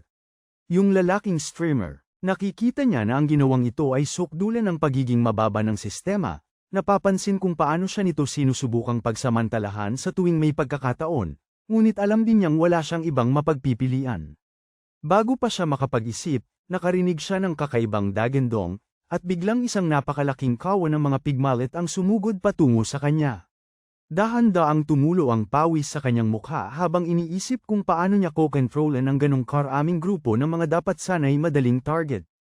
Muli, si Gano ang sumaklolo sa pamamagitan ng pakikipag-usap ng direkta sa mga pigmalit. Dinakip ng goblin ang kanilang atensyon at masigasig na pinupuri ang kanyang amo, sinasabi sa kanila kung gaano kitutong gusto ni Hanul na protektahan at iligtas sila. Agad na napaluha ang mga pigmalit pagkarinig sa madamdaming talumpati at sumugod kay Hanul, desperadong sinusubukang ipakita ang kanilang pasasalamat. Sa ganitong paraan, nagawa ni Hanul na gabayan ang mga halimaw na parang isang pastol na nag-aalaga sa kanyang kawan. Matapos malutas ang hindi inaasahang sitwasyong ito, nagpatuloy siya sa pagmamanman sa lugar kasama ang kanyang goblin at patuloy na tinatanggal ang bawat uri ng lizardman na nang-ahas na lumapit sa kanila. Gayunpaman, nang siya ay mga susunod na pagtatangka na ibenta muli ang mga batong mana, biglang kumikislap ang isang pulang babala sa sistema, na nagpapalam sa kanya na ang pondo ng kastilyo ay ganap nang naubos at hindi na niya maibebenta o makokolekta ang anumang bato hanggat hindi na ibabalik ang karagdagang pondo. Tila naabot na ni Hanul ang limitasyon ng bilang ng bawat uri ng taong butiki na maaari niyang utusan. Hindi niya inasahan na mauubusan talaga ng ginto ang kastilyo. Ngayong alam na niya na may mahigpit na limitasyon sa kung ilang halimaw ang maaari niyang kontrolin, nagpasya siyang huminto sa pangangaso ng mga uri ng taong butiki dahil ito ay magiging walang halaga sa kanyang panahon. Pagkatapos, binibilang niya ang mga pigmalit na personal niyang nailigtas, na humigit kumulang 60, at ipinapalam sa kanya ng sistema na may kabuuang 70 ang nailigtas sa kabuuan. Mula sa numerong yun, nagiging malinaw na ang buong guild ng Bolgol ay nakapagligtas lamang ng 10 sa kanilang sariling sikap. Bigla na lang, may nagbago sa loob ng mga pigmalit at nagsimula silang kumilos ng padalos-dalos. Ang mga tinatawag na madaling puntirya ay biglang nagsimulang tumakbo ng sabay-sabay, inaakay ang bawat manlalaro sa loob ng dungeon patungo sa gitna ng lawa. Tumugon ang sistema ng dungeon sa pamamagitan ng anunsyo na nagpapaliwanag na tumigil na ang mga mamamatay tao sa pangangaso ng mga pigmalit at opisyal ng dumilim ang gabi. Binabati sila sa matagumpay na pagprotekta sa mga madaling target mula sa mga manlalaban. Dahil umabot na sa 70 ang kabuuang bilang ng mga pigmalit na nailigtas, isang nakatagong layunin din ang natupad ng sabay. Sa ngayon, ang mga miyembro ng Bolgol Guild ay halos sumusuko na, sumisigaw sa piita na palayain na sila mula sa bangungot na ito. Gayunpaman, nang akala ng lahat na tapos na, isang bagong abiso ang lumitaw at nagpapalam sa kanila na isang pagsubok ng gamot ay malapit nang magsimula. Isang malaking alon ng kumikinang na tubig ang biglang sumugod sa lahat at nang akala nilang tapos na sila, ang mga pigmalit na kanilang nailigtas ay nagpakatatag at lumundag pasulong upang protektahan sila. Nakatayo pa rin doon sina Hanul at Gano, kitang-kitang nagulat sa biglaang pagbabago ng mga pangyayari. Ipinapalam sa kanila ng sistema na ang mga pigmalit na kanilang pinrotektahan mula sa mga maninila ay sinusuklian ngayon ang kanilang kabutihan bilang tanda ng pasasalamat. Halos hindi makapaniwala si Hanul na ang mga madaling target na ito ay nagtataglay pala ng ganoong nakatagong potensyal. Sa sandaling yun, doon niya lubos na naunawaan kung bakit sila itinalaga sa tungkulin na protektahan sila sa simula pa lang. Tahimik siyang nagtataka kung ang pagliligtas ng mas marami ay magiging mas ligtas ang isa. Para subukan ang kanyang teorya, Sumulyap si Hanel sa iba. Napansin na karamihan sa kanila ay bahagyang nakapagligtas lamang ng isa o dalawang pigmallet bawat isa. Ang pinuno ng Bolgol, si Kwang, ay halos hindi na makakapit at ang pigmallet sa tabi niya ay parang malapit ng bumigay. Ang iba pang miyembro ng Bolgol ay mukhang nasa parehong kalagayan, na ikinababahala talaga ni Hanel sa kanilang kalagayan. Agad siyang nag-iisip ng paraan para mailigtas silang lahat. At saka, biglang naglabas ang sistema ng isa pang abiso. Sa wakas, ibinunyag nito ang nakatagong misyon na matagal nang hinahanap ni Hanel. Para matapos ito, kailangan niyang hanapin at pigilan ang tunay na pinagmulan ng pagsubok na ito. Bukod pa rito, nalaman niya na kung matatalo niya ang halimaw na responsable sa pagumpisa ng kaganapang ito, agad matatapos ang pagsubok imbes na umabot sa buong 10 minuto. Walang inaksayang oras si Hanel, pinakalma ang sarili, at isinuot ang kanyang salamin. Inilunsad niya ang kanyang kasanayang mata ng pantas at agad na nakita ang isang presensya mismo kung saan ang sistema. Nang tumuon pa, kinumpirma niya na isa itong halimaw na may pangalan na Zen Karok, isang napakatalinong nilalang na may mapanganib na kakayahan gaya ng pangwawasak na alon at bagyo. Ang pagkatanto nito ay nagdulot sa kanya ng pagkabalisa dahil ang mga halimaw na may pangalan ay itinuturing na espesyal na nilalang na may kakaibang kakayahan na eksklusibo lamang sa kanila. Gayunpaman, pinilit niyang kumalma ang kanyang sarili, pinaalala sa kanyang sarili na ang isang nakatagong misyon ay hindi kailanman magiging simple. Nang si Gano ay labis na nasasabik at naghanda ng sumugod sa halimaw na nagtatago sa likod ng malaking alon, pinigilan siya ni Hanel at sinabi na manunood lamang siya sa labang ito.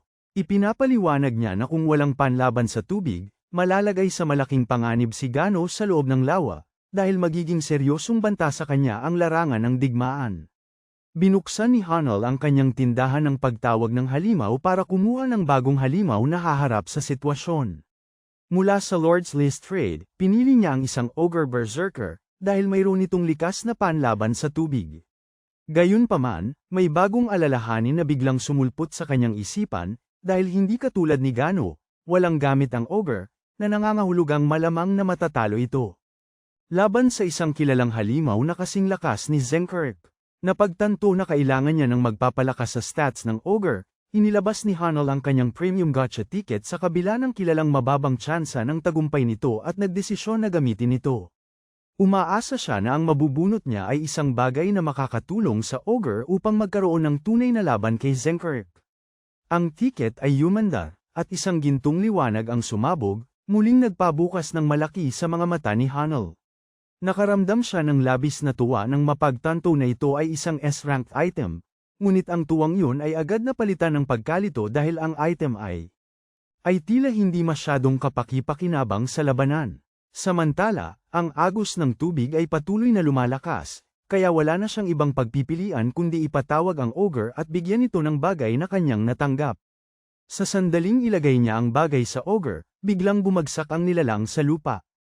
Kasabay nito, naririnig ni Hanel ang isang desperadong sigaw mula sa isa sa mga miyembro ng Bolgol na malapit ng malunod, kaya agad siyang tumakbo para tumulong. Lumabas ang pagkadismaya sa kanyang mukha habang nagngangalit ang kanyang mga ngipin, na pagtanto na baka kailangan niyang harapin ang lahat. Bukod pa riyan, ang after image ng kanyang Panginoon ay mayroon na lamang 12 minuto na titira, pagkatapos nito ay babalik siya sa pagiging isang E-rank na walang sinuman. Gayunpaman, pinipili niyang unahin ang pagligtas sa iba, kahit na nagsisimula ng bumigay ang kanyang katawan dahil sa hirap sa kabila ng kanyang pansamantalang mas mataas na kakayahan. Nang halos bumitiw na siya at malapit nang mawala ng kapit sa punong kahoy na kanyang pinanghahawakan, ang malakas na agos ay biglang humina. Pagtingin niya sa unahan, nakita niya ang Ogre na nakatayong matatag sa tubig, suot ang tila sombrero ni Harry Potter. Nagsalita ang Ogre sa isang parang bayaning tono at nagtanong ang kanyang Panginoon kung siya ay nasaktan saan man. Ito ay formal na bumabati kay Hanel at ipinakikilala ang sarili bilang kanyang abang lingkod, umaasal sa paraang hindi inaasahan ni Newman mula sa isang Ogre. Nagtataka si Hanel, dahil sa kanyang pananaw ang ginawa niya lang ay ilagay ang isang S-rank na item, ang sombrero ni Archmage Gandorf, sa ulo ng Ogre. Ang artifact ay sinasabing idinisenyo upang palakihin ang mga katangiang may kaugnayan sa talino, na sa teorya ay magpapabago kahit sa isang tanga tungo sa isang henyo. Gayunpaman, hindi sumagi sa isip niya na ang pagpapataas ng talino ng isang ogre sa sobrang sukdulang antas ay maaaring magbunga ng mga kahihinatnan na ganito kat-anji tangi. Lito pa rin, tinatanong ni Hanel ang kanyang lingkod, nagtatanong kung paano ngang posible para sa kanya na bumigkas ng mga salita ng napakalinaw at magkaroon ng maayos na usapan. Bilang tugon, buong kumpiyansang ibinubuka ng ogre ang kanyang mga muscle at ipinapaliwanag ng may halatang pagmamalaki na ang sombrero na ipinagkaloob sa kanya ng kanyang amo ay binago ang kanyang pagkatao. Hinubog siya sa isang ganap na bagong bersyon ng isang ogre. Kasunod ng deklarasyong ito, magalang na ibinababa ng ogre siya sa malalim na pagyuko sa harap ni Hanel at mapagpakumbabang humihiling na magbigay ng utos ang kanyang amo. Sumagot si Hanel na bago siya magbigay ng anumang direktang utos, mayroon siyang gustong linawin. Agad na sumang-ayon ng ogre nang walang pag-aatubili.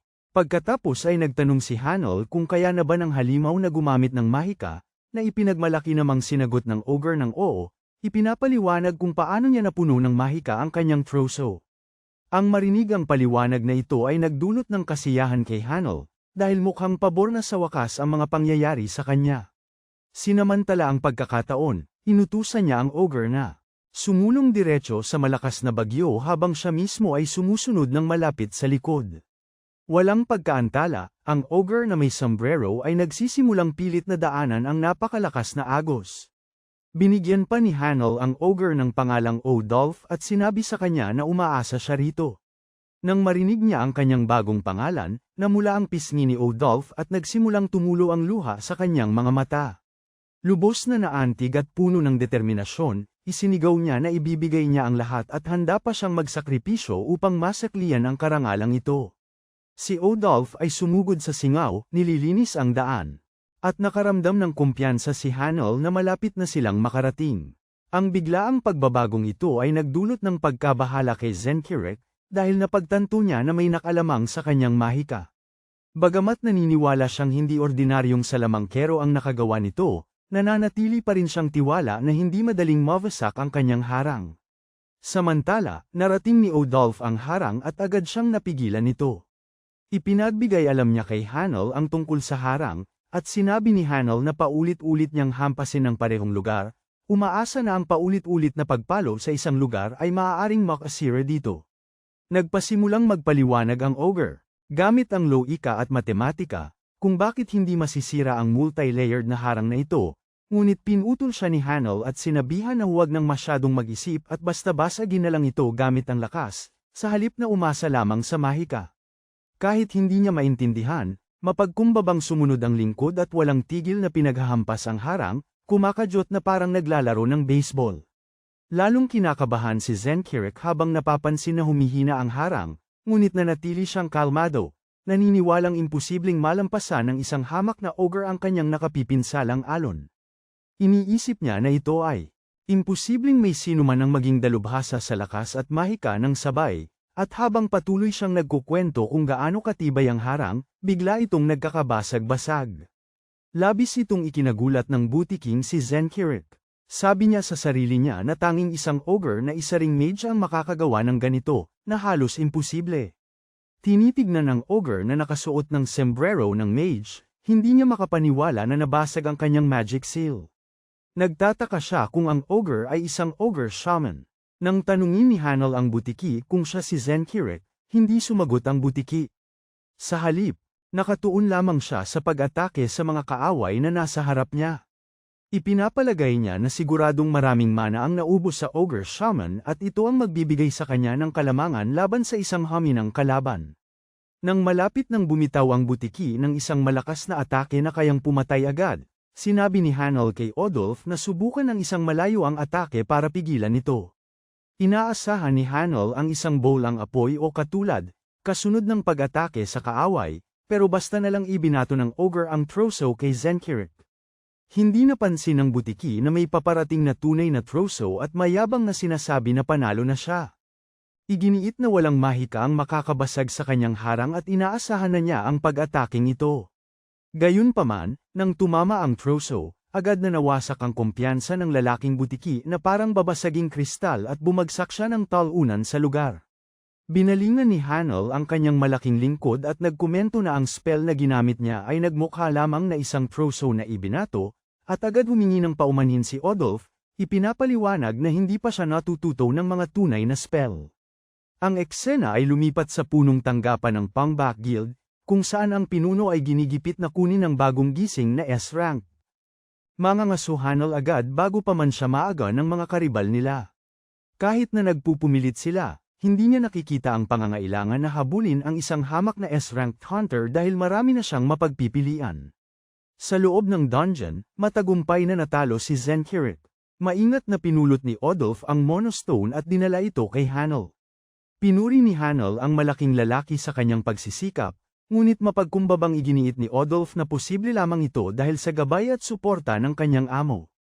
Pagkatapos nilang magpalitan ng mga salita ng pagkilala at mag-agawan kung sino ang dapat tumanggap ng papuri, ibinibenta ni Hanel ang espesyal na soul stone sa kastilyo.